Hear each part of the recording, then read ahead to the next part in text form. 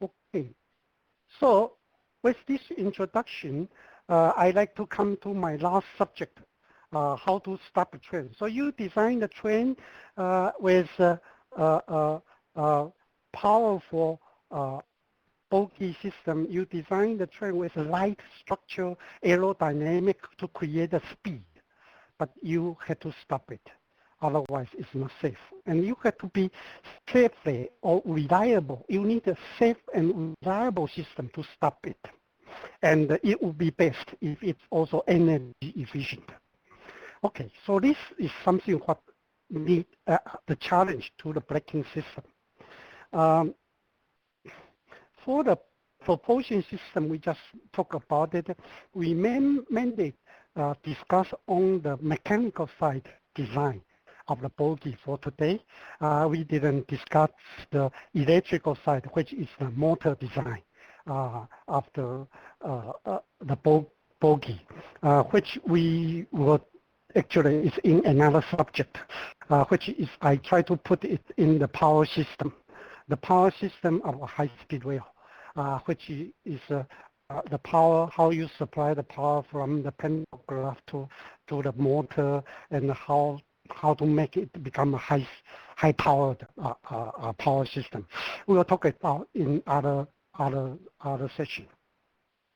Okay, so let's look at the braking system for all type of the trains. And basically, we have two types. One is called adhesion brake, and one is a non-adhesion brake. Actually, the non-adhesion brake is not used too often due to the limit of time. We were not go into these two type of brake for today, but we will concentrate on the other two type of the brake. One is the mechanical type of the brake. One is the electrical type of the brake. And these two brake systems are commonly used on high-speed train, or maybe we can say that they are mostly used on the high-speed rail system. So the mechanical type brake system is like this straight brake system, which is used in the old type of train, or even used on your bicycle too. Then there is the disc type of the brake, which I think some of your bicycle also have this disc type of brake. The mechanism is the same on a high-speed train, just how to operate is different. But anyway, the basic principle are the same. Then you also have a wheel mount, the disc. Okay, so you have axle mount and you have this wheel mounted disc. Okay, so they are straight brake and then they are disc brake. Okay, so these are the three type of the mechanical. And the electrical side, you have this dynamic brake and you have the regenerative brake. Okay, and dynamic brake is basically you transfer the kinematic energy of a train into heat, and then the heat dissipate. Okay, so that is the dynamic brake. Okay, let's look into the detail of each one of these. The wheel tread braking system, and that is using the mechanic force to apply the wheel shoes on the thread of the braking of the wheel. However, this is not good for high-speed train because then it deform or create irregularity on the wheel. And the high-speed train had to be, the wheel had to protect very smooth. And so this is not a good consequence. It's only type of mechanical brake which is not used on the high-speed rail system. The other system will be applying the mechanical force on a disc which is mounted on the axle. So this is called axle mounted disc brake. Let me show you the next, and then you will understand it. So these are some of the discs which mount on the axle. okay, on the axle of the wheel set, and then the brake is applied on both sides to stop the train. Okay, and so this is basic principle is the same as your bicycle, and maybe just more sophisticated in the train. Okay, and this is the wheel type. Okay, so basically you apply the mechanical force direct on the side wall of the wheel. Okay, so this is the so-called wheel mount disc brake system.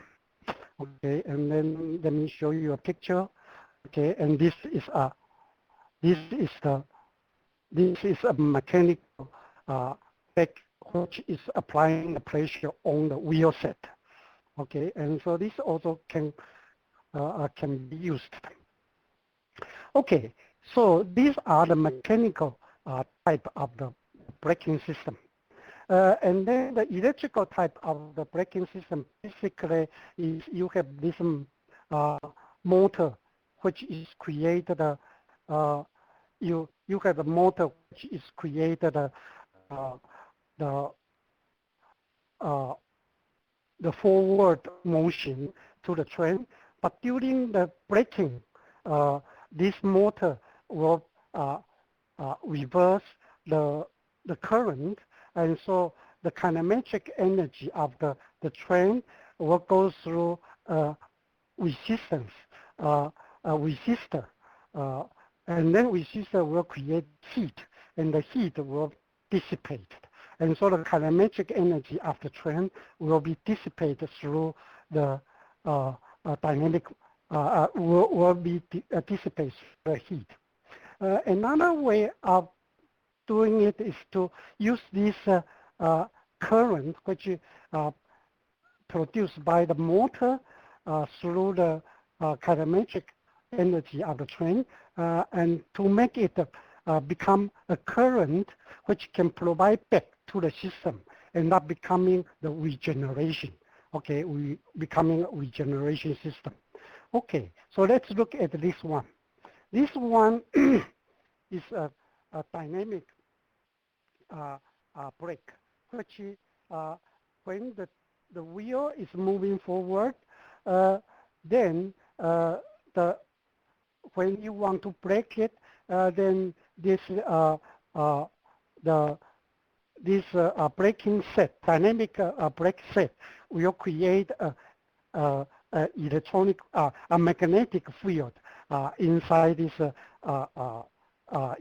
braking system, and then the flying wheel will cut through the magnetic field, and it creates the eddy current, and this eddy current then will create heat inside the flying wheel, and they will dissipate through the running of the wheel. Okay, so this is the way to try to dissipate the energy. Then this is the regeneration. Basically, it's this kinetic force of the train will become transferred through the wheel set into this motor unit, which now is becoming a generator. And then by using this kinetic energy, you generate the power. This power can feed back to the pantograph system, and then you can feed into the system so other train can use it. Okay, so this is the regenerative brake. So at this point, we cover all the disc brake system, and we cover all the dynamic braking system and the regenerative braking system. So these are all the systems used. Different car, not different train, different car depend on the type of the car. They have different type of the braking system.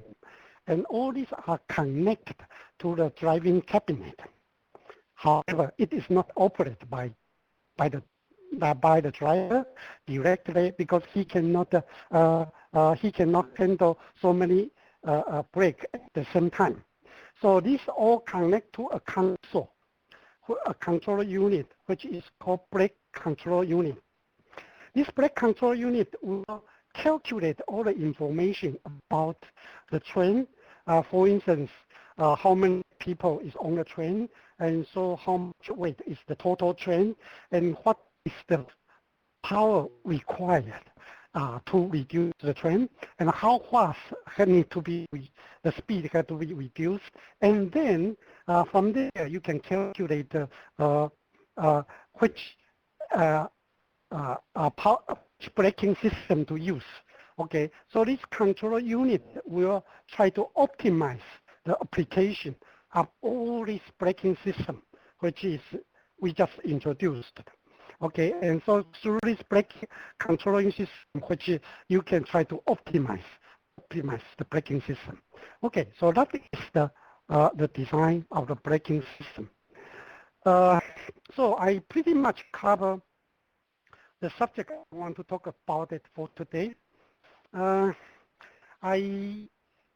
At the end, I like to answer one question which people often ask me, and that is how fast a high-speed train can run to a high speed, and how fast they can be slowed down. Okay, the answer to this is usually it will take about 12 kilometers to run a train from 0 to 300 kilometers. Most of the trains are designed like this, and that is because it is limited by adhesion between the wheel and the rail. And the same thing, it also limited by this friction adhesion. When you brake it, a train, it will take about 4 kilometers to brake it, the train from 300 kilometers to 0. Okay. Consequently, you might want to, a lot of people will derive from this, say, okay, in other words, the station between, the distance between two stations has to be more than 16 kilometers before the train can be pick up to 300 and then reduce the speed. However, most of the stations will be longer than this or much longer than this. Okay, so that I think is come to my conclusion. Thank you for your listening to this, and it's my pleasure to share with you the knowledge we have built up in the University of Illinois at Urbana-Champaign. Thank you very much. Bye.